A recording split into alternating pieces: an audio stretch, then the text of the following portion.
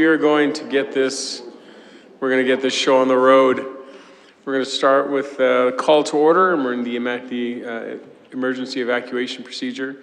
If in the event of an emergency, we are going to run out of the building through the doors out here behind us, out to the gazebo where is the muster point. If those doors in the foyer are blocked for some reason, we can go through the doors behind council here and out through the council doors, and we will gather at the gazebo. We won't come back in until somebody tells us that we have the all clear and that we can come back in the building. Ms. Phillips, is there anything you want to add to the agenda today? No, there's not. Excellent. So we will look for adoption of the agenda. Okay, Councillor Ustindi, all in favor? Excellent, thank you. Discussion items. We first have up the Corporate Services Council orientation. Mr. Moore.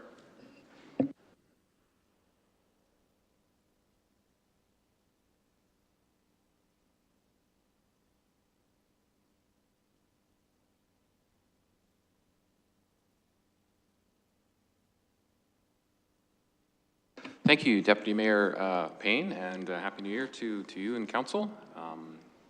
Looking forward to an exciting 2026, as everyone is, I'm sure. So this evening, I'm here to talk about and present corporate services as an orientation for you folks. With the changes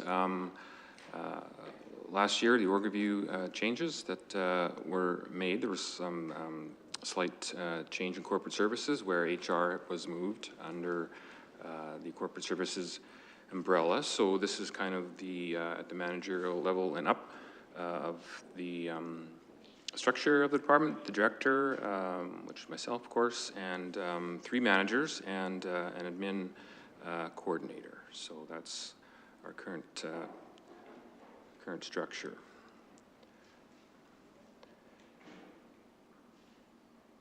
So the 3 departments, finance, IT, and HR. And so in the finance area, we've got 11 people. You can see the structure there with the finance manager, accounts receivable, supervisor, payroll and benefits, accounts payable clerk, a couple receptionists, trying to get rid of that, and 2 tax clerks, accounts receivable, and utility clerk, 2 of those as well. So the finance department is responsible for a few things. Of course, budget overview, oversight, and administration, property taxation, including assessment, management is in that as well. Utility billing, so utility billing, these positions are in the finance department, 2 positions, as I mentioned, but they're funded from the utilities budget, water and sewer utilities budget. Accounts receivable, accounts payable. We also do animal licensing, pay your own benefits. So we're going to see some synergies there with moving HR under corporate services down. And of course, the annual financial audit. So our current auditor is RSM Canada. I'm not sure, I think we're going into the 3rd year of a 5-year contract with them. And we've had a good relationship with them in the past, so looking forward to another year coming up.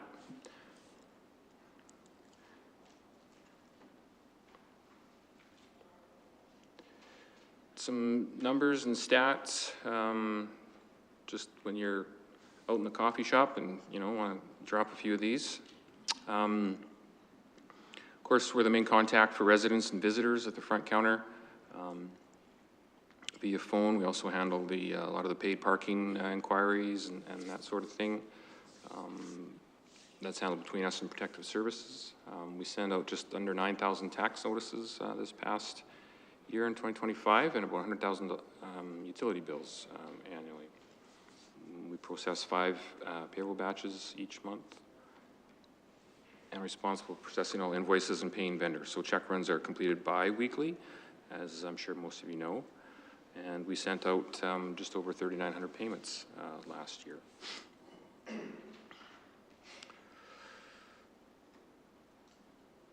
one department highlight, I think that some of the old council members will know, and we'll be getting into this soon with the operating budget, is a big change coming for us is in our financial software suite. And so our current provider is ending service and updates at the end of 2029. So we started in 2025 putting some money away for this, $80,000.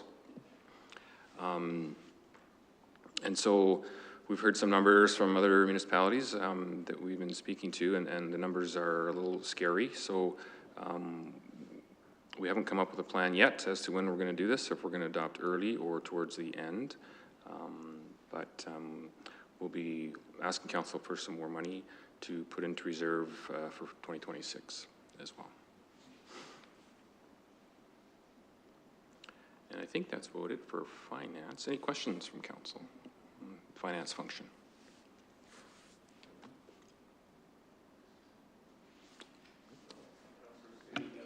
One quick strategic one, and that will help us in budgeting, is it's usually not good to change software midstream in a financial year, I'm guessing.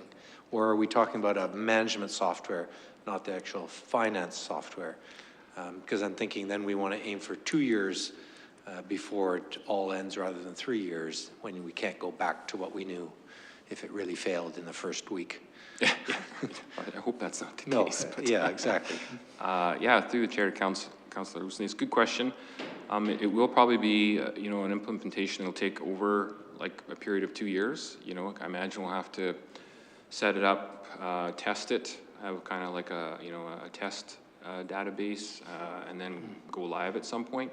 So, and we're really kind of only talking about kind of our core financial suite. So that's like our GL, accounts payable, receivable, taxes, utilities. Because we don't use, we use other products for payroll, and we use other products for budgeting. So, you know, my experience has been over the years, you can't find one solution to satisfy all your needs. So, you know, I think that will be our approach going forward. But we'll certainly look at products that are scalable, and hopefully maybe we can move in and out some of those pieces over time, as far as the budgeting goes, payroll, that type of stuff as well. So, and purchasing too. So, sorry, I don't know if that answers your question. Yeah. Thank you.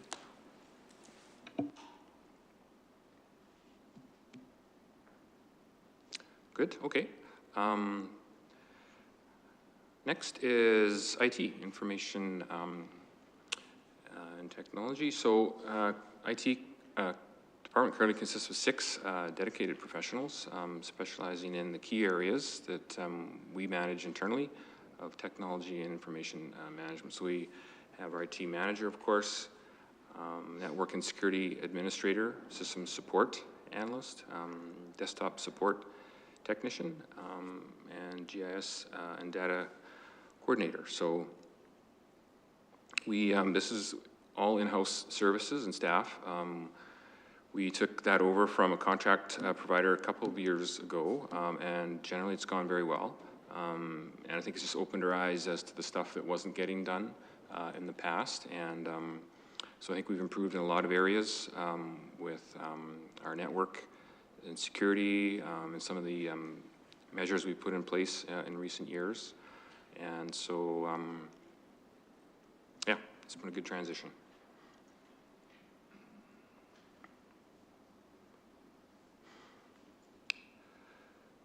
So what IT does, you can see on this slide. I won't go all of it, but we currently manage the IT technology infrastructure across more than 10 buildings, and ensuring that our data is secure and employees have the tools they need to work efficiently.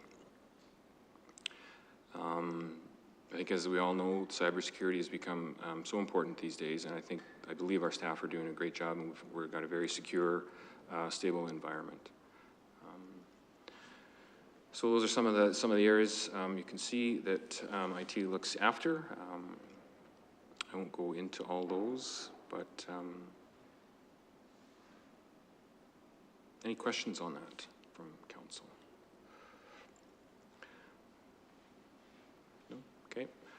Some of the highlights and some of the upcoming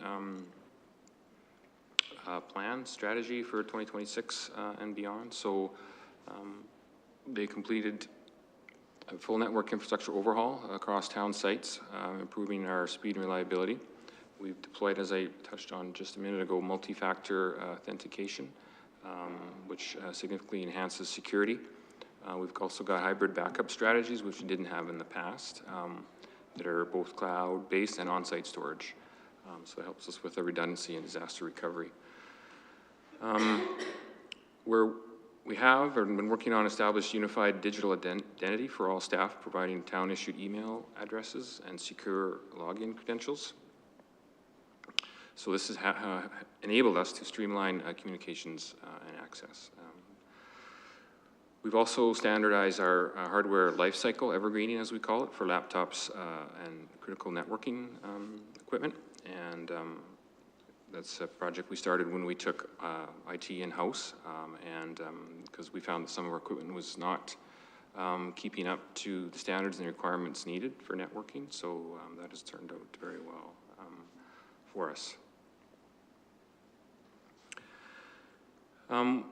One feature to touch on here for 2026 is the launch of an IT support portal, which will allow staff to submit and track support tickets. They do that now. They have been for over a year now, but this will be more of a formal portal, and it'll allow tracking and it'll allow staff to see where they're at with the tickets.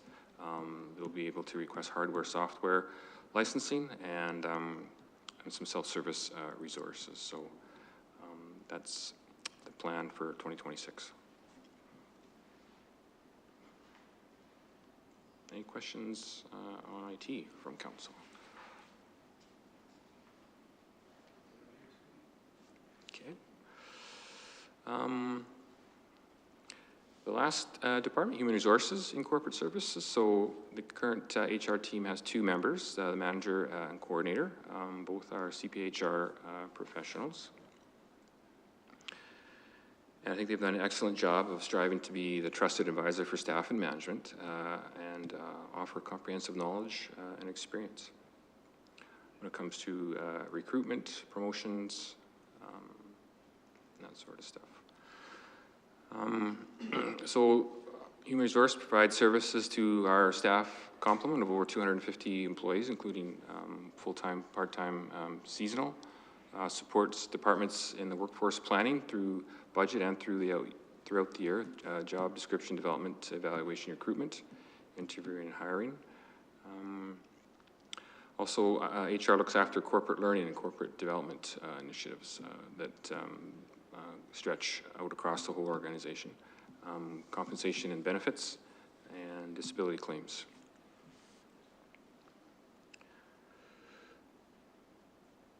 Some stats and numbers there on the next slide you can see. So administration over 120 recruitments in 2025, 26 changes in role and 74 terminations, both voluntary and other. One undertaking that happened this past year was a benefit change in 2025, resulted in enhanced benefits and cost savings to employees.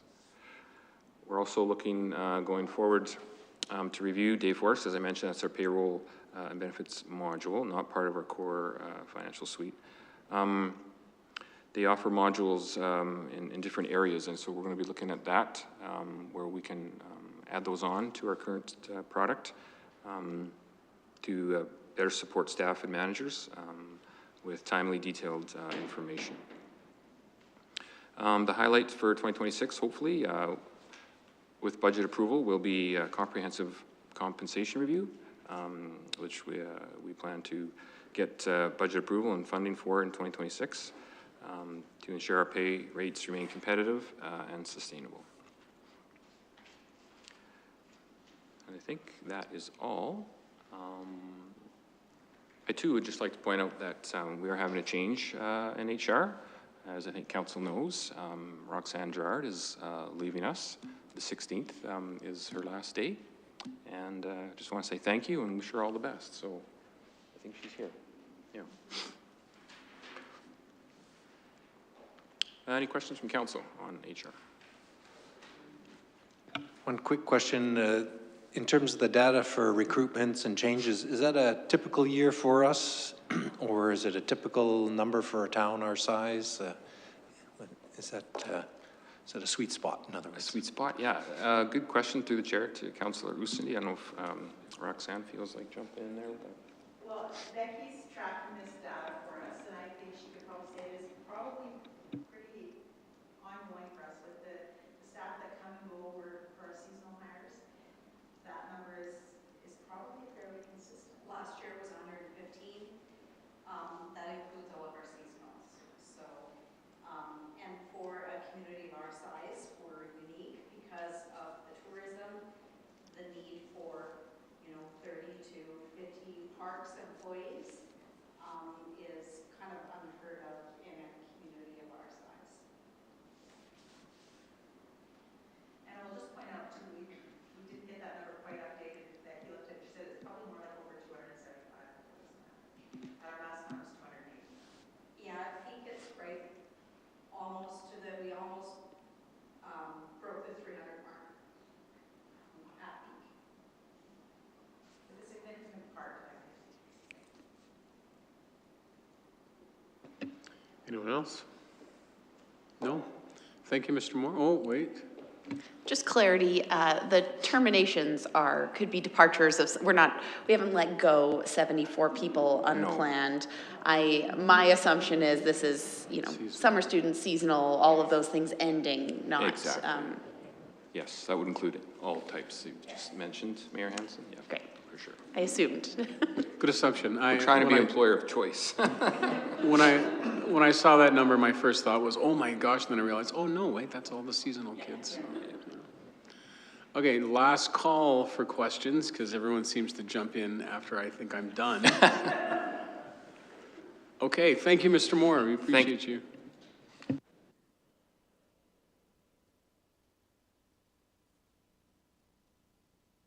Sorry, next up, we have Strategic Initiatives Council Orientation. So I'm assuming that's Mr. McIntyre.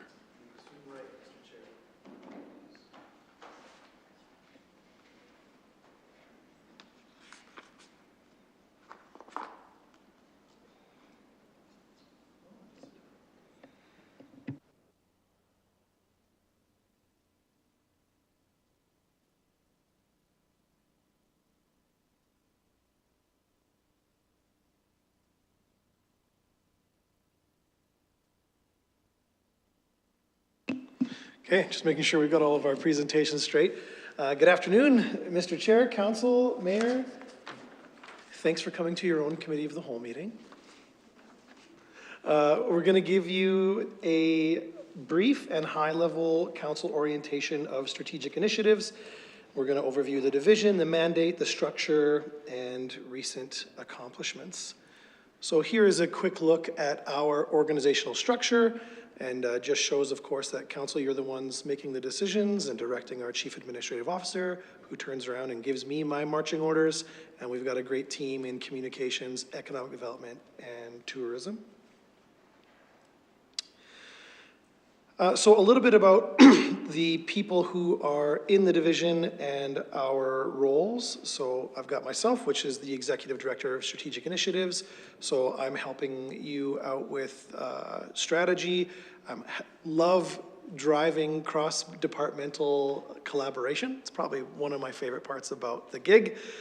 And obviously everything that we do, we want to make sure that our initiatives, projects, policies are aligning with council priorities and advancing our long-term vision. We also have a communications officer, which you're going to hear from in just a minute, and he plans, develops, implements communication programs and strategies. We've got our illustrious economic development officer who attracts and facilitates business investment in Sylvan Lake. And of course, these are really just scratching the surface of all the things they do, and I'll allow them to elaborate on their key initiatives. And our tourism development supervisor who provides strategic leadership and oversight for the town of Sylvan Lake's tourism initiatives. So that is who we are, and a little bit more about what we do. So again, we have the three main areas, plus being able to work with council and cross-departmentally on strategic mandates. We also oversee strategic planning and monitor implementation. That's something new that I'm very excited to jump into council with in the next several weeks. Organize support for council's advocacy priorities. Lead strategic projects and develop policies that align our corporate action with council's priorities and organizational objectives. And we advance council's vision and the CAO's direction. So it is a new department that was formed after a recent reorganization, and excited to get into a little bit more detail here with each leader from the division coming up. Happy to answer any questions that council may have just at the end of each segment. Do you have any questions so far, council? Okay. Well, next then I'll welcome up Mr. Waldo, and he's going to talk about communications.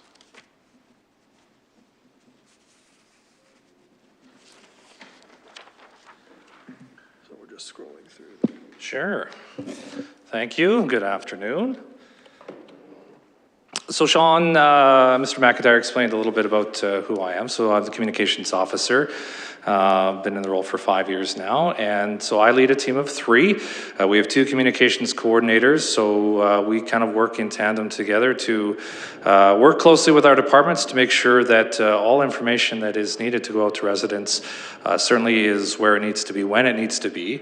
A lot of work internally to make sure, because we kind of balance that internal versus external communication. So we do a lot of work internally with our teams too to make sure they have the supports they need through the tools that we can utilize to ensure that we are accomplishing everything that Sean had mentioned as well, is making sure that we're aligning with strategic initiatives and basically making sure that we can be that first point of connection with residents so that they have all of the information that they need. As I mentioned, we are a team of 3. Unfortunately, since October, we've been operating as a team of 2.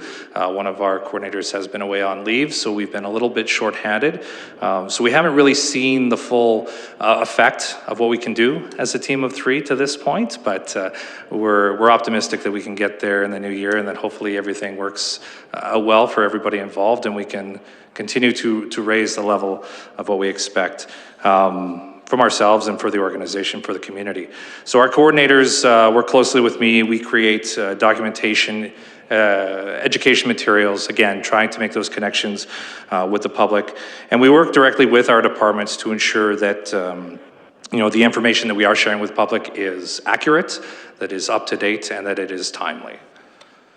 A little bit more about what we do, and again, just scratching the surface, public education. So this is something that we've really tried to focus on in the last couple of years, creating documentation, creating, marketing campaigns, things of that nature. I'm a big believer in people don't know what they don't know, and so if we haven't told them, it's not really fair for people to understand exactly how the processes work. So we're really trying to put emphasis on letting people know the how and why the town does what we do. Some of the public education materials we worked on over the last couple of years that have really worked out well, created a water brochure. This was something that was born a couple of years ago, especially as the province was facing a lot of drought and we were facing some pressures on our water system. So we took it upon ourselves to work with our environmental services team and create a document that kind of outlined how and why our water works, where the water comes from, how we can't just create it out of nothing, and the importance of our water ecosystem. And so we were able to share that a lot. Public Works team was able to utilize that with a lot of conversations they had with residents, and it went a long way to help educate and help people understand the importance of this resource. We work with public engagement, open houses, things of that nature. We oversee all of our social media, so we work with our social media gurus and within all of our departments to make sure that we're, again, getting information out to the public that is linked back to our website. We handle the news releases. We work with our local media members within Sylvan Lake and Central Alberta. We oversee all the content on the website, so that is something that we oversee as well. And our Engage Sylvan Lake platform is where we host most of our major projects so that we can itemize those in a lot of extra detail. We have a platform there where people can ask questions directly related to the project. Good afternoon, MSN. and continue to keep those up to date so that as projects are developing and moving forward, we have up-to-date information and people don't have to guess and understand where things are developing and where they're at. So that's a quick snapshot of what we do. And some of our highlights, as I mentioned, we added a third body in May, I think. Jared Winter started with us, and part of the reasons why we haven't been able to miss a step in communications is because he's been an excellent hire. He's been such a boost to our communications team and our organization, so big respect to him and what he's been able to bring to our organization. We did launch a new website in September. So for council's benefit, our expiring contract with our previous web provider was going south in a hurry, and we wanted to move on. And so we've moved to a new platform. As we've gone through the last few months, there's obviously been some growing pains, as any new development in tech, but happy to say that things are moving really well. There's a lot of great features of our new website. There are some things that are getting used to that the old site had that we're not quite there yet. But I am happy to say that the support with our new developer has been fantastic. And they're really big into the research and development side of their processes. And so how our website looks today will be different in the future, and that's a good thing. There's more to come, and I'm excited about that. We've had great participation in our Lakers feedback survey. We'll have more to share on this with you very soon, but I am happy to say that we have over twice as many respondents as we've had the last couple of years. So there should be some great data and feedback and information coming for council very soon. And then another big highlight is something we're focusing on in 2026 is looking at our social media platforms and looking at how we're engaging on those platforms with Lakers and with residents within our community. Just looking to make sure that we're staying where we need to be. We're talking to people where they need to be. Obviously, social media is not our first tool of communication, but it is in our toolbox, right? And so we want to make sure that we are connecting with people where they're at, not where we expect them to be. So we'll be taking a look at everything and looking to see where we can streamline, enhance, improve, and that'll be a big focus with our teams as we move forward. And that is communications in a very broad snapshot. Happy to answer any questions if you have any. Any questions for Mr. Waldom? Okay. I understand and support the idea of not always being on social media and engaging officially as a town. Just like in the good old days when there was no Facebook, we didn't cruise the bars at night to find out what people were saying and arguing with them. So I draw a parallel there, not just for a joke, but because I'm serious about that point. But at the same time, how much energy or what energy do we as a communications department put at noticing the conversation that might alter our strategy in the future of what's being talked about in social media, or for that matter, the bars of Sylvan Lake? Through the chair, Councillor Stindy. You know, that's a great question. We could spend a lot of time navigating the flights of social media. It's challenging because, you know, social media is an animal unto itself. There's a reason why both in private and public sectors that they have people dedicated strictly to social media, because it can be as little as you want it to be or it can be as big as you want it to be. And trying to navigate the waters of who's saying what and where and how they're saying it and what they're focused on. Sometimes there's a lot of value in that, and sometimes there's a lot of things that can be misleading or inaccurate. So we're very mindful of what's being shared on social media. Try and take things with a grain of salt. We look for themes and patterns. Not to use the term, but sometimes there are echo chambers that can be, again, very misleading that we don't want to navigate too deep into.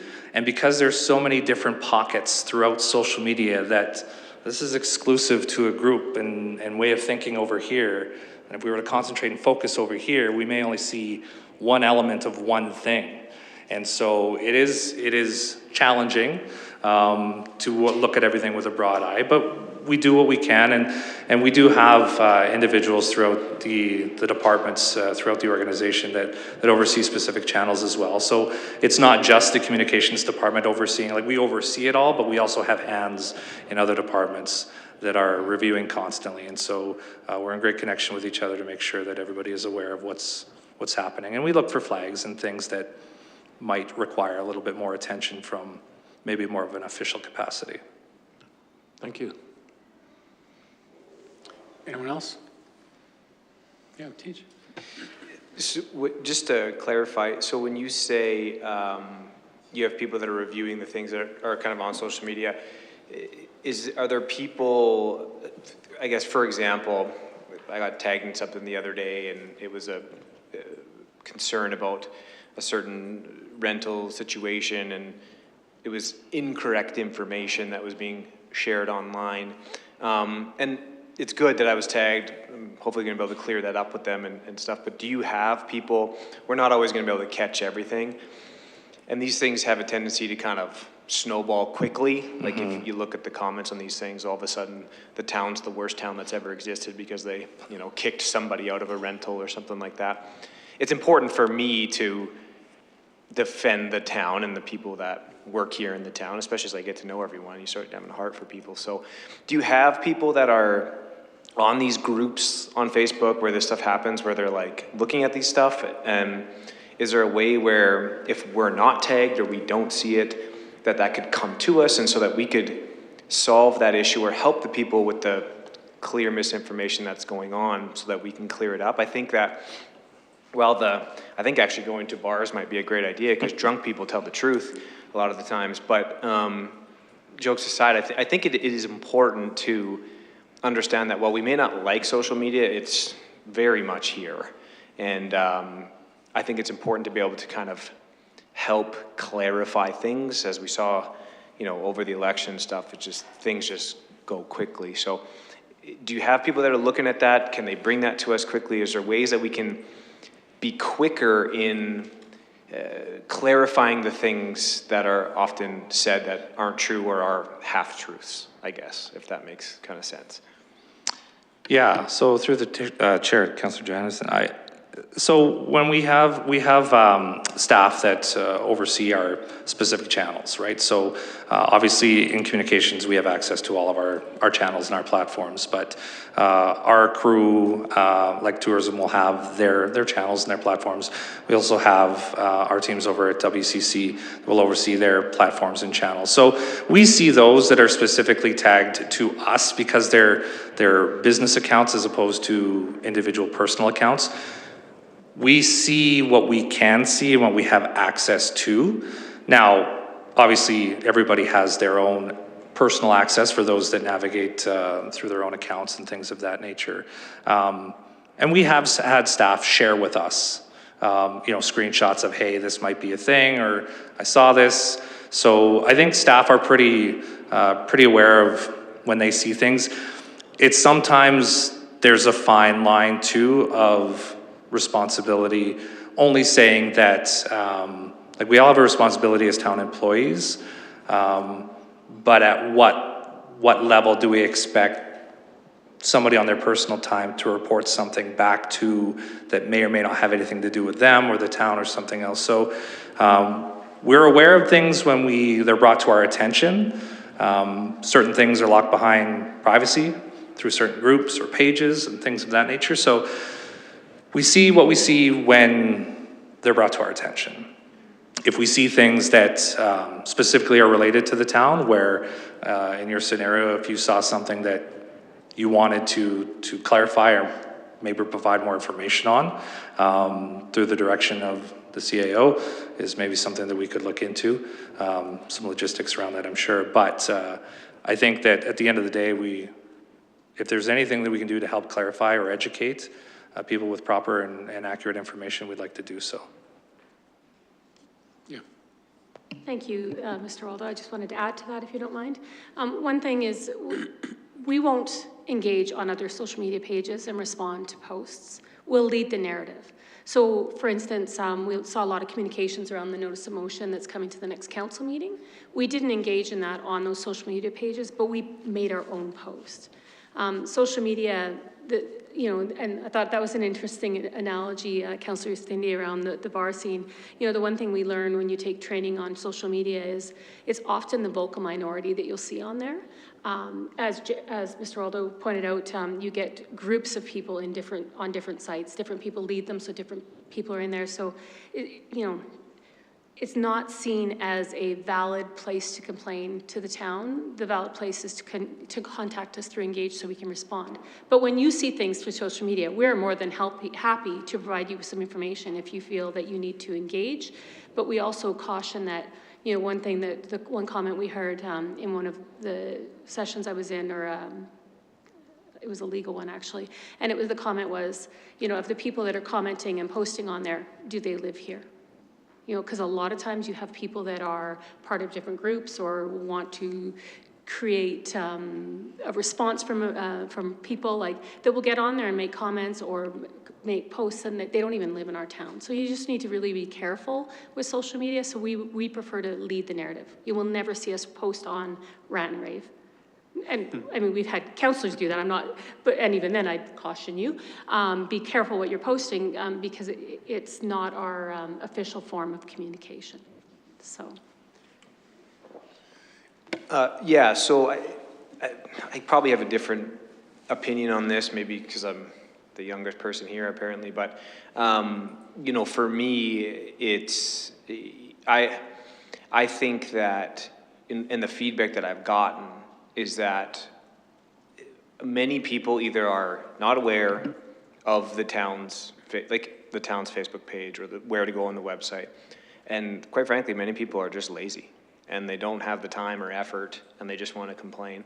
So I will, and I'm very, I don't think this is a secret, but I'm very willing to engage with people, and which is what I did in this situation. But, I took the steps, obviously, to email you, and then Monique got back to us, and then I'm going to pass that information along, probably not on that page, but probably to the person who made the post, and then she can, deal with that. But, yeah, it's just I think it is, I don't want to dismiss the, quote-unquote minority of people, because the feedback that I've gotten is that people actually really are appreciative of counselors being active on social media. The reality is that's how many people are communicating these days. And we have a lazy society because of that. And they don't want to take the time and look. And while we can say that's your problem, I'm not of that mindset. I'm of the mindset where I'm available. I'm here if you have questions. I want to try to answer them as quickly as possible. Mostly because I don't want people speaking ill will of our town or the people that work here in the town based off of, false information. So while I totally understand that you guys aren't going to come on there and do that, I think that people are struggling, and this is feedback I'm getting, people are struggling with, I don't know where to go, I don't have time to find that out, or whatever it might be, and we do appreciate you communicating it as counselors. And obviously, we're not trying to create issues on there, but I think being able to inform people is important. So, yeah, I think you guys are good on that. That's just kind of where I'm at, where it is important. I don't want to dismiss people just because they might be the minority, because I want to help, even if it's one person that has a concern, right? So that's just kind of my thought process on it. Yeah. Councillor Winicky? I was just going to say, and how you responded to that most recent one where you were tagged was very appropriate. You asked for the details, a summary to be shared back. So yeah, I didn't want to disregard that as well. So yeah. Where is the communications department at, if anywhere, with some sort of unified social media policy? Is that being explored? So, through the chair, Councillor Winicky, so we do have a social media policy internally, which we are in the process of reviewing right now. As social media changes so often, and so it's two parts, right? It's how are we handling it, but also some municipalities have an expectation for their community. Which is stated in the policy. So as things change, as things evolve, as things get more amplified, our policies will change to reflect that. So we are in the process of reviewing it right now. Okay, excellent, Mr. Waldo. I appreciate it. Next up, we have economic development.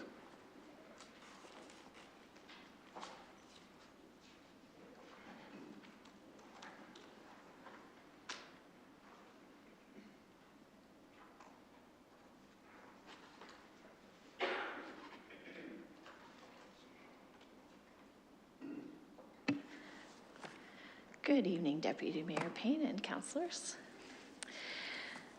So economic development, who are we? Well, my name is Amanda Mercer. I know I've met all of you now.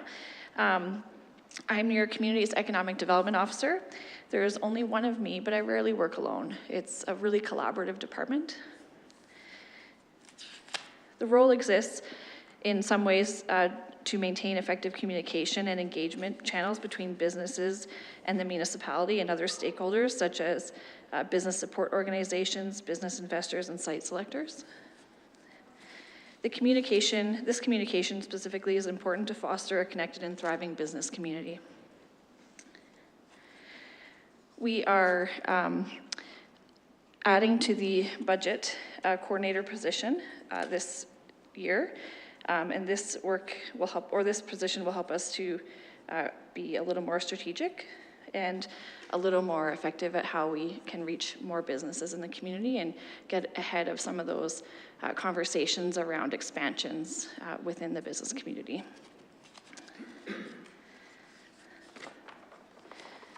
A little bit about me. I have been in municipal government for about 12 years. And I started my career before municipal government doing a number of different things. I've been in car sales. I have led multi-day wilderness expeditions all over Canada. And this economic development role, I think, is one of my favorite so far. I've had a lot of different unique experiences over the course of the time I've been in this role. I've been in Sylvan Lake for 6 years. And some of the really highlights that I have from my time here are, of course, our Lemonade Day, bringing youth entrepreneurship to the community. A little further back, we had our Win This Space program, which helped to fill up some businesses downtown. And also another one I'm really proud of is collaborating with the local developers over the last couple of years on community marketing campaign. So I'm sure there'll be more in the highlight section, and I'll expand a little bit more on what we do in the next slide. So what we do is, as economic development, really starts with what is economic development, and I think that's a question that probably needs a little more training. But the really short answer is economic development is the process of improving a community's economic well-being by fostering growth, creating jobs, and enhancing the quality of life. Of course, economic development in that sense is done by a lot of different departments and a lot of different capacities around our organization. But me as the economic development officer and this sort of role within our organization, I focus on creating conditions for sustainable growth in Sylvan Lake.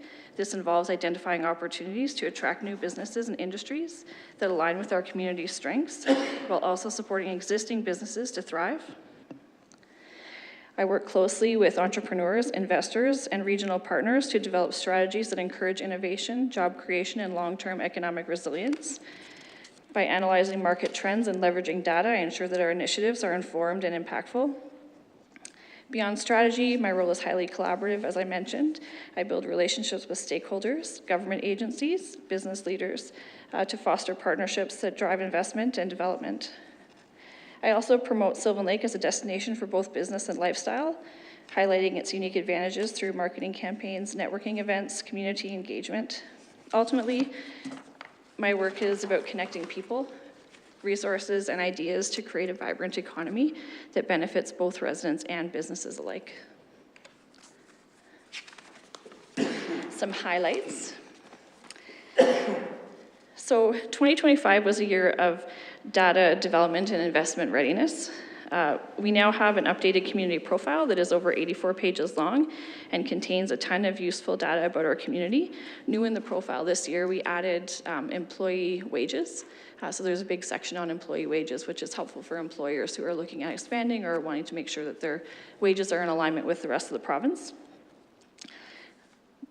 Our target sector profiles is another project and those have been updated and expanded on as well. All of these data projects are on our invest.sylvanlake.ca website and available now. Our community also has a non-residential tax incentive program in place to support new and expanding businesses.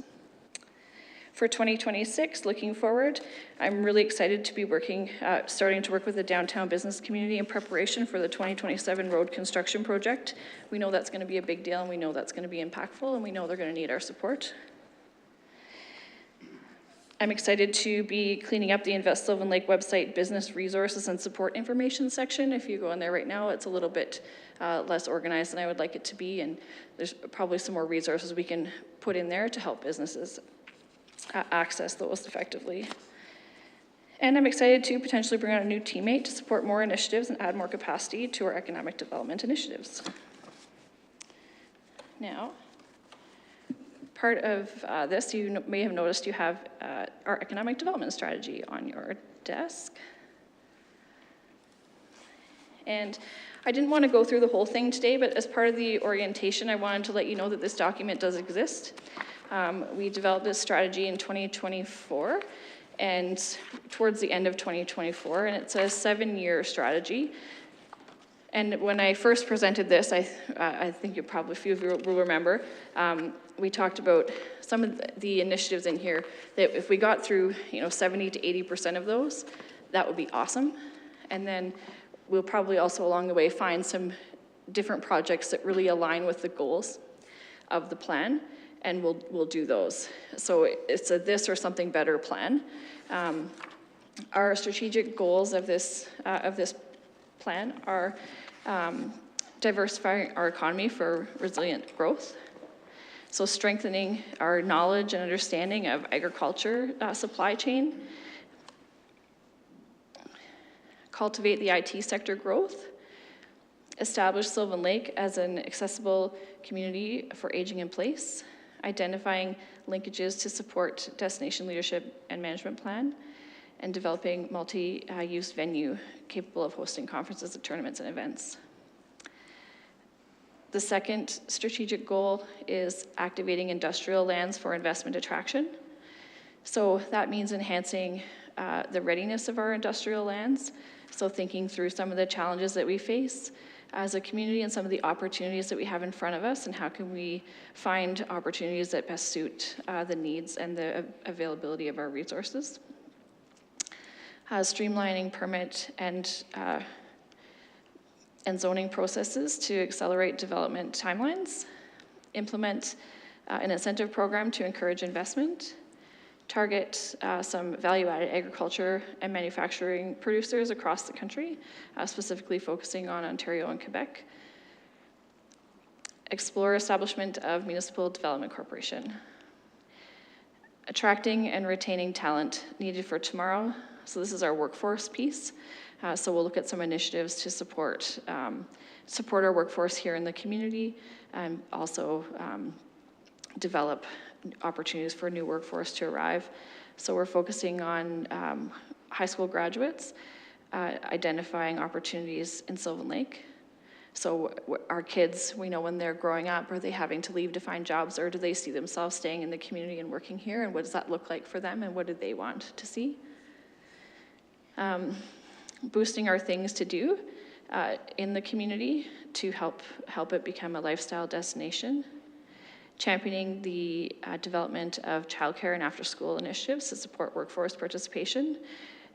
You may have noticed we have now a lot of daycares in the community, which is lovely. I think there are still some gaps in some of the age groups, but we're certainly making a lot of progress in this one area. And we're looking at, the plan looks at a strategic goal of encouraging the influx of remote workers and talent.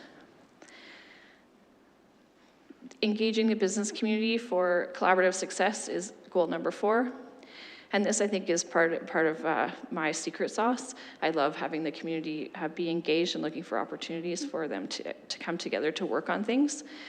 So we've talked a little bit about the downtown construction project that's identified in here. Celebrating local business achievements, establishing a platform for business engagement and collaboration, initiating community-led red tape reduction, and setting up some opportunities for newcomers, business newcomers to our community to connect and share resources. And then our last pillar or strategic goal is promoting a vibrant downtown that engages both visitors and residents. So we want to enhance downtown connectivity and walkability, encourage mixed-use development and retail, office, and residential, with retail, office, and residential space, create partnerships for downtown beautification, including landscaping, public art, and festive lighting, promote incentives for renovations of outdoor seating, and increase the appeal of downtown. So a lot of these things you're going to see come up over the next year or two with regards to that downtown construction project, which will be a really great step forward for our community to be able to really have that beautiful downtown that will attract those types of developments that we want down there. So with that, I won't go into more details on the plan, but if anyone would like to have a chat about that later or ask a question or two now, I'm happy to take those. Questions for Ms. Mercer? Hi, Ms. Mercer. Just about that coordinator position. Yep. I don't expect you to go into detail about it, but is that going to be similar request to what I've heard kind of talked about before as like a business concierge, kind of same idea? Yep, it's, it helps support that function. I feel like, I think both roles will help support that business concierge function. Yeah, that is part of it, for sure. The other parts are expanding capacity and being able to have more conversations with local business owners to understand how they're growing, when they're growing, so we can be a little more ahead of the game in terms of what their kind of growth is going to look like and what that might mean for our community and the needs of our current business community. And it will allow us, having someone else in that role to help with that concierge service and that coordinator role will allow more time for investment attraction activities, like reaching out to and networking with business owners that might be looking to come into the community from outside. Our community has a, set area. We have borders of our community, and it's not about growing outside of those borders, it's about growing within those borders and using the land we have to its best advantage as we grow. Not a question, but a comment, but I was excited to see the aging in place goal that was listed on there. And at first surprised, because I thought, how does this fit with economic development? But I think it'll be really neat to see where we go with that item, and glad it's making its way into the plans. Yeah, thank you. I think that might be all the questions. All right. Thank you, Ms. Mercer. Thank you. Next up, we have tourism.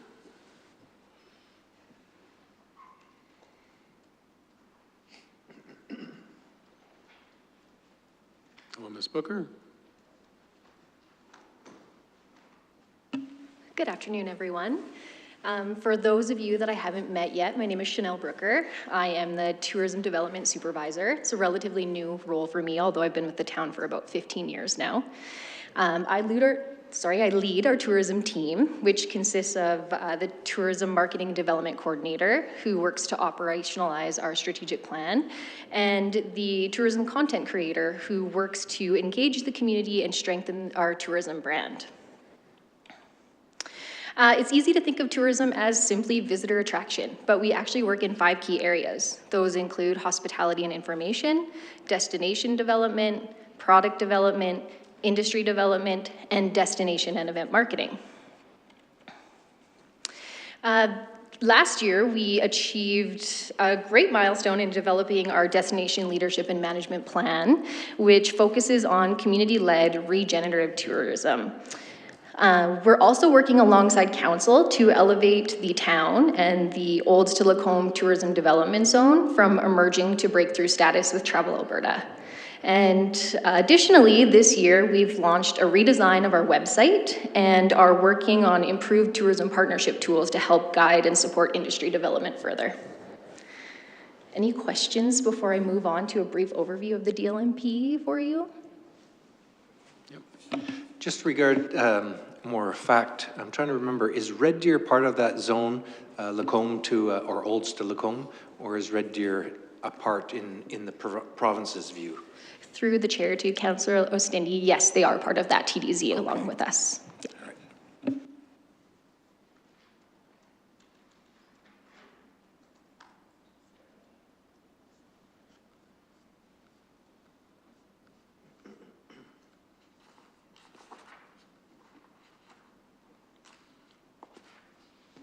Okay, so I'll just guide you through a brief overview of the Destination Leadership and Management Plan, or as we commonly refer to it as the DLMP. It guides tourism in Sylvan Lake over the next 10 years. This is a strategic roadmap that's designed to ensure tourism strengthens our community rather than simply taking from it. The DLMP envisions Sylvan Lake as a year-round premier destination that balances visitor experiences with community benefit. Tourism is designed to strengthen local culture, support our businesses, and improve quality of life for our residents. We're aiming to create experiences that encourage longer, higher value stays without overburdening infrastructure. At its core, the plan is about ensuring tourism works for the community first and contributes positively to Sylvan Lake over time. Visitors are viewed as resources rather than stakeholders, and decision-making is community-led. Residents guide priorities, and tourism initiatives are evaluated for their benefit to the community first. Visitors are considered resources in the way that they contribute to our local economy and the vibrancy here, but they don't control decision-making. The DLMP explains how tourism is planned and managed in a practical way. This plan guides the type and scale of tourism initiatives we want, from experiences and businesses to infrastructure and promotion, with an emphasis on doing tourism intentionally, not just increasing volume. Success is measured through outcomes in 3 areas. The first is economic, where tourism supports resilient businesses and year-round opportunity. The second is community and culture, where residents enjoy cultural experiences, community pride increases, and our local heritage is respected. And finally, environment and sustainability, where both residents and visitors engage in environmental stewardship and promote sustainable practices. Overall, the plan provides a strategic framework for sustainable, community-centered tourism that's intended to make the town of Sylvan Lake stronger, more vibrant, and resilient over the next decade. Excellent. Any questions? No, wonderful. Thank you. Thank you. Do we want to entertain a slight break? Okay, that'd be a good idea. Let's take a break for, let's say 7 minutes. Come back here at 5:05.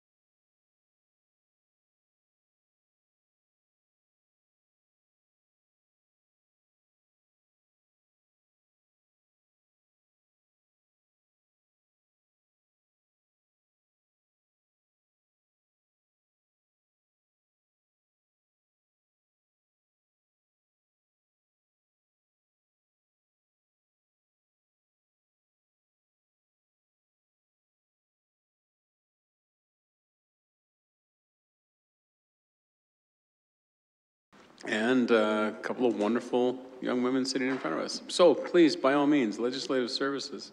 Great, so please hold your applause till after. This is going to be riveting. So this is just a quick overview of our team because you pretty much work with us every day, so you already know what we do. So the EA2 Mayor and Council, Callie, she manages calendars, coordinates meetings, and makes sure decision-making is well supported and ensures information flows smoothly. She handles documentation, correspondence, and logistics for council activities and public events, while acting as a bridge between council and staff. Legislative Services Clerk, Jolene, ensures we follow the MGA and maintain a strong governance framework. She keeps bylaws, policies, and meeting minutes accurate and transparent and helps manage council processes so legislative obligations are met. And then there's myself, the Senior Administrator. My role focuses on high-level administrative support for the CAO. I coordinate workflows and supervise the Legislative Services team to keep operations efficient and collaborative. I handle sensitive information, schedule executive meetings, and ensure communication flows clearly between the CAO's office, staff, and council. So together, these roles ensure smooth operations, strong governance, and effective communication across the organization. Any questions? No, I think now we can applaud. Callie also sends me a text every single day to make sure that I don't miss anything anymore. And that is the kind of personalized service that It we is, get it is. around here. It's You know what? incredible. A high-level service doesn't even come close. It is beyond, so thank you. No questions for you guys, so yeah, awesome, thank you. Next up, we have the Mid-Sized Cities Mayor's Caucus preparation discussion. And who is leading that? That is you. Excellent. Mayor Hansen, let's hear it. Ms. Reynolds so kindly the other day said, would you like me to come up to the front desk and introduce this? Really just to hand it back over to me. And I said, no, I think we've got it covered. This really is a request because next month we'll be having the first meeting of the Mid-Sized Cities Mayor's Caucus in person, and that will start. There's some questions around whether the summit will need to be postponed or not, but either way, it will start this meeting with a mayor strategic planning session. And I wanted to make sure that that our Sylvan Lake conversation was reflected in these strategic planning conversations.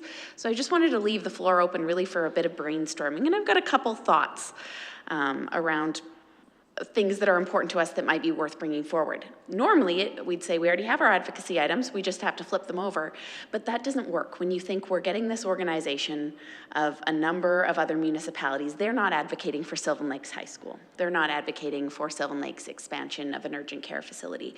They do look for items that are beneficial to most of the communities that are a part of it, so they have to be a bit broader. And I'm just really looking for some council input of things to put on my list to bring to that table, whether they take it or not, but that I can try and sell so that that organization is then working on priorities of ours. So a couple ideas, I guess, that I had thought of.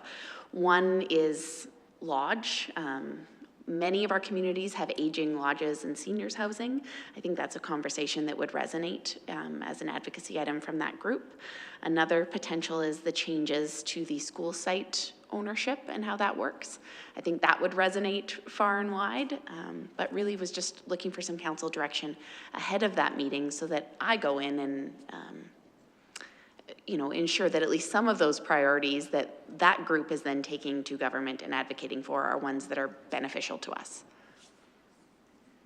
You know, one that I've always struggled with, and Tim and I had a conversation about a year ago about this one, was the definition of what a tourism community is. It doesn't seem to exist provincially. Mm-hmm. And I know that's one that a lot of communities struggle with because we, as a tourism community, we have struggles that not every community has. But when you go to find a definition or a categorization, it doesn't exist. So I think if there's some work to be done in terms of trying to figure out what boxes do you have to check in order to qualify in that category. I think that's something we might want to think about. I think that would be, I will just jump in with, out of all of those organizations, us and Canmore are the only two that have an interest in tourism on that level. So I think it might be hard for that group for me to get that one across the line. It probably, just as a general bar, has to affect 50% of their 24 municipalities for it to be something that's considered by that group. You don't think that tourism, I know that Sylvan and Canmore are of course very different, but you don't think that tourism affects other communities in that? I think it affects them, but I don't know, yeah, I'd be interested if that was a priority, if they're only picking a couple things. When you think of, you know, a Red Deer, a Lethbridge, Wetaskiwin, Camrose. Well, if you're only picking a couple, I think you have a couple of pretty good ones. Yeah, to Megan's point, the number of mid-sized cities that are there that have a tourism focus, I think it would be hard to get that through to all of them. Like, you know, Red Deer has its own tourism division, right? You look at some cities like Okotoks, you know, they're not tourism driven like we are, where we see that massive influx of tourists. So I would agree it would be hard to get all those mid-sized cities to come together on it. And I was going to say, with that being said, I think it still might be something we might want to think about for the future, just trying to get it defined, because it's very frustrating. Just recently I was trying to figure out how do you qualify, or what criteria is there, and there isn't. And if I could just add before we go further, their current focus areas are building trusted and efficient intergovernmental relationships. I suspect that will stay. Then the other three that will be up for some discussion is working with partners to adequately fund community infrastructure and development, ensuring access to appropriate social and health services to meet specific community needs. And I will say that's one that hasn't had such an effect on Sylvan Lake, the level that they're talking about. And then enhancing public safety and community well-being. Emergency services has been a real focus of their work. And we also haven't quite fit on that one in the challenges that some of those other municipalities are facing. It's basically at a 50% turnover, so I expect it to be a full new plan. I was going to throw in, you said it, Mayor Hansen, the infrastructure spending. I think it's so critical to so many of us at every level of size community in Alberta. We are, it's going to get uglier and uglier as the years go by with the province ongoing shortfall in infrastructure spending compared to their historical levels. Lodge, I think, was interesting. You brought that up. I just read a few days ago, Lacombe is also interested in building a lodge. And, you know, you start to say, oh, how much money is there to go around? Well, we already put some money in Central Alberta and Lacombe. You know, Sylvan will just have to wait a little longer. You know, you can see what has to happen at a provincial level. So this advocacy for greater infrastructure dollars solves a lot of problems, and we can see some of our problems we're in competition with others. And I agree, education partnership was one I wrote down, is just what does that mean and what does it look like? Going back to the tourism definition, much like we had in our own strategic plan of economic development, age in place. Like it wasn't the major bullet, but it was, it wasn't the strategic objective, but it was a bullet supporting it. So maybe tourism fits in with different types of economic frameworks that different mid-sized cities have, and you know, finding these niches for many of us. It might not just be a tourism one; it might be a multiple disciplinary, I'll call it. You know, it came up as a conversation a while ago for me because, you know, I was reading an article about economic diversity and how the province needs to invest in more economic diversity and stop depending so heavily on certain industries. And the one that they talked about was tourism, was every community needs to start developing a tourism strategy. And I thought, you know, it's interesting that they would say that, but they haven't given any direction as to what a tourism strategy looks like. So that's why I brought it up. I'm going to completely change gears, if I can. Although I deeply think that the Lodge, just seniors housing in general, needs to be addressed in some way, shape, or form. And echoing what Councillor Johannesson said about that lady commenting on Facebook the other day, like there's solutions, I think some are worse than others, let's put it that way, but getting some assistance from the provincial government on how to figure that problem out, because it's not fair, and this will get to my actual point, that so many of our resources on seniors housing get shoveled into the big cities and just be like, oh, well, Red Deer's 20 minutes down the road, go there. You know, there's private facilities there because they can support a private facility, whereas I don't think we have the economic base for it here, really, unfortunately. But anyway, segue from that. The one thing I saw going to Calgary so much in the last municipal election, and something that I think mid-sized cities need to look at, and I say this on a personal level, is the expansion of the pilot program for municipal political parties. They've said that they don't plan on doing that, but they're keeping it in Calgary and Edmonton. And I think it would be a disaster to expand that broader. I think it's bad to have it there. I'll just say, I'll put my cards on the table. I think it's a horrible idea to have it in Calgary and Edmonton. But to broaden that to include mid-sized cities or all communities, I think would be a problem. And we're coming up on a provincial election not that far away. And I suspect that they're going to start looking at that. I know we're years away from the next municipal election, but putting it on the radar doesn't have to be a priority, but just bringing it up, I think might be a good idea. I was just going to say I support what Mayor Hansen's brought forward already, and I love that idea, Joe, as well. That's something to be aware of, especially for mid-sized cities, because that's potentially who it could affect next, for sure. Another one that's just coming through my head in thinking about things. We talked a while ago about a communication strategy in getting out into the public the idea of how your tax bill is made up and how much of it is actually provincial. Is that something that mid-sized cities may be interested in developing a strategy to communicate for all of us that, you know, this may be your tax bill, but in actual fact, this is what your tax bill really is, and this is what the province is demanding? It could be. Certainly, I'll add it to my list. And we don't need to come to any sort of consensus. I'll basically take all the ideas and bring them to that meeting. And then which ones resonate with other communities are the ones that will stick. I could bring 40 ideas to the group and we'll see how that lands.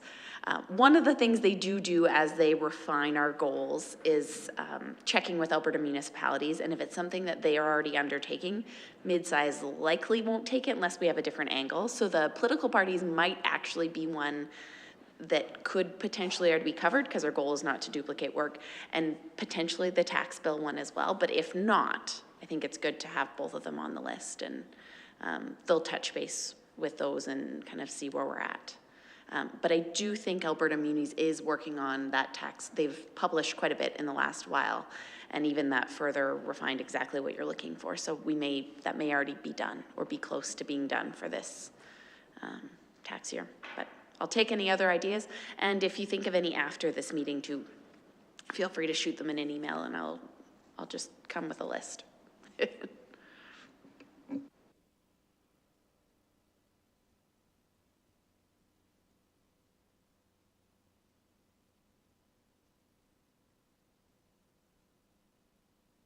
I'll do a couple of highlights.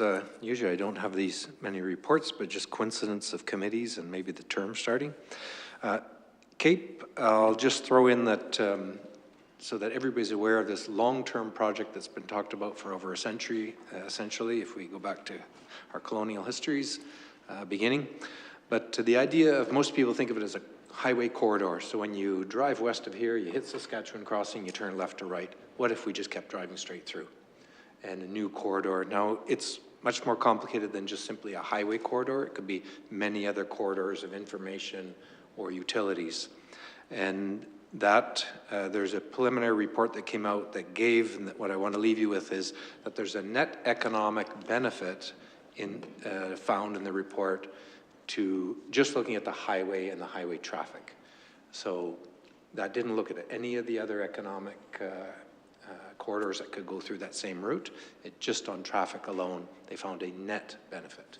So it creates more conversation, and it didn't look at, you know, all the other complexities of a project like that.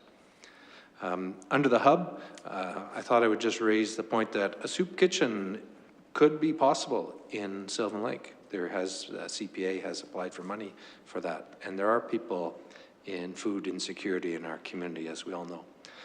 Transportation to Red Deer seems to be an ongoing issue. Driving to Red Deer without a car costs you $120 by taxi. And so when we think of someone who is of low income and needs to go, say, to regular cancer treatment, you can see how quickly that becomes a dilemma. And there's many agencies trying to fill in that gap in our town. And attainable housing is certainly an ongoing issue that came up at the hub again. The Medicine River watershed meeting, I went to my first one, and the letter, there was a recent letter to our council to basically make a call for a conversation about water in our area and the use of it and competing uses of it. So that's already come to us. But what struck me in the meeting and what's really behind this letter is this tremendous lack of data. So we know quite a bit about our aquifer that's common with the Medicine River area as well. Like, it's not our watershed, but it's a common aquifer. There is lots of reports on the aquifer. There's lots of information, but there's not the level of data I would have assumed, you know, as being a science kind of guy. And that's probably what will come out of these conversations in the future. The Lodge audit passed, just very quickly on that. And a conversation that has been raised by Councillor Hawley as well, is that this idea that we met and had discussions with the housing, I lost my words, sorry, housing consultant to look at the lay of the land. A new lodge, a new housing project, community housing project is minimum high speed 2 years, 3 months ahead. And more likely 3 years, 3 months would be a fast build. So just in terms of what's possible. And I wouldn't be surprised that we see groups coming to council to look at that half money, coming to planning and development first, but that our half money, housing accelerator money, will be asked for by different community groups, including the Lodge, to support their potential projects. And last highlights, Sylvan Lake Regional Wastewater. There'll be utility increases for the regional system that impact our bills, mainly inflation, but also capital reserves have to be built up. And there's going to be work done this year. We call it the business plan at the regional level, but the business plan is really about things like how much capital reserves have to be built. The small amount that is going up will need to go up, anticipated by much more to build up realistic capital reserves in the long run. So our utility rates for water, wastewater will go up, is what I'm predicting. They are going up, they will go up more is what I'm predicting, to recognize that we have to build reserves for the future, even if we don't have to build some of it for 75 years. But something has to start. And interesting to note, as part of that business plan, Eckville has joined as a member, adjusting as a regional commission for Eckville. All the construction that will be done based on this connection to Eckville in the years to come here will change the way business is done at the regional commission, and that has to be worked out in this, ideally in this next year. I think the next meeting for that's in April, so it's not like it's on a rushing conveyor belt, but it will be this year. Excellent. Any questions for Councillor Stindy? Mayor Hansen? Everything's in my notes. It was a pretty quiet month. Wonderful. Councillor Bilodeau? Anything you want to touch on? Everything's in my notes, but I did want to bring attention to just the work, hang on, where are we? Just the health advocacy, what Megan and I are doing with HJ Cody, which is exciting. So they're holding a high school event in April that we have booked at the Next Source, and we're just in the beginning stages of planning that. But it's kind of exciting that we're bringing something for grade 10 and 11 students, talking about some of the details of maybe, you know, doing some walkthroughs at urgent care, different discussions, but it's just kind of exciting, and I wanted to bring attention to that that is something that apparently Teresa Rilling started a few years ago, you said, a couple years back? Almost 3 years ago. Yeah, and then all of a sudden HJ Cody got confirmation that they were going to be able to do it, so it's quite exciting. Yeah, all the other stuff is in the notes. Cool. Councillor Mearns? Excellent, thank you. Next up, upcoming meeting and events, I think I'll highlight just the one on Thursday. Thursday at 6 at the Sylvan Lake Library is Chatting with Council. So on your socials, if you have the opportunity, please post that. Please get the word out as best we can. Those chatting with councils go significantly better when we have a room full of people to chat with and not just each other to chat with. I love and admire all of you, but you're boring. I'd much rather talk to people in the community. Councillor Mearns, do you have a motion for us? I do. I make a motion that council move to a closed meeting to discuss advice from officials, land matter, and this item shall remain confidential pursuant to section 29(1)A of the Access of Information Act, SA 2024, CA 1.4, and section 197(2) of the Municipal Government Act, RSA 2000, CM 26. Excellent. And all in favor of that motion? And that is passed unanimously. So are we going to? What's that? We switched to the new.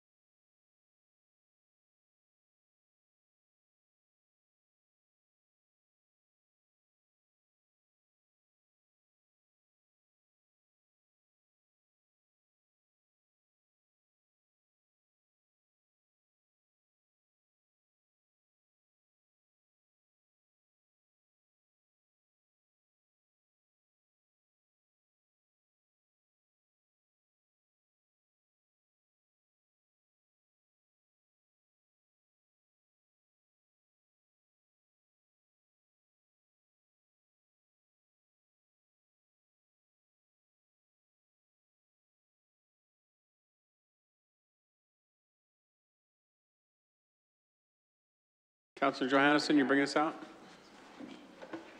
I move that closed session concludes and council reverts back to the committee of the whole. Okay, all in favor? Excellent, passed unanimously. And who has the next motion? Councillor Mearns.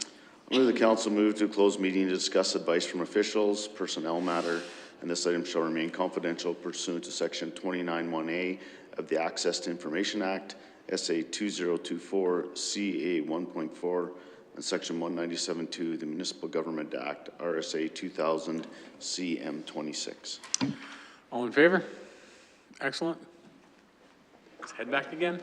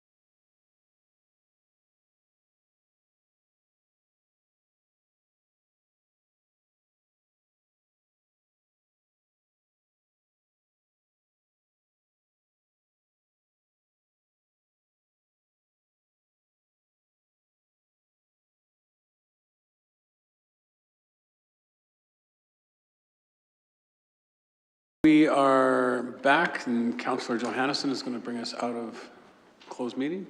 Sure, I move that closed session concludes and council reverts back to the committee of the whole. All in favor?